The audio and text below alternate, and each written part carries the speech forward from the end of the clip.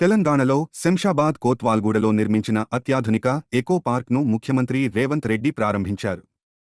సుమారు 85 ఎకరాల విస్తీర్ణంలో 75 కోట్ల రూపాయల వ్యయంతో ఈ ఎకో పార్క్ను నిర్మించారు. ఈ సందర్భంగా ఎంపీ కొండా విశ్వేశ్వర్ రెడ్డి మరియు ఇతర ప్రజాప్రతినిధులతో కలిసి పార్కును సందర్శించారు. పార్కులో ఉన్న మకావ్, కాకటు వంటి అరుదైన పక్షులతో సీఎం సరదాగా గడిపారు. పార్కులో ఏర్పాటు చేసిన సౌకర్యాలు మరియు అభివృద్ధిని చూసి అధికారులు చేసిన పనిని అభినందించారు.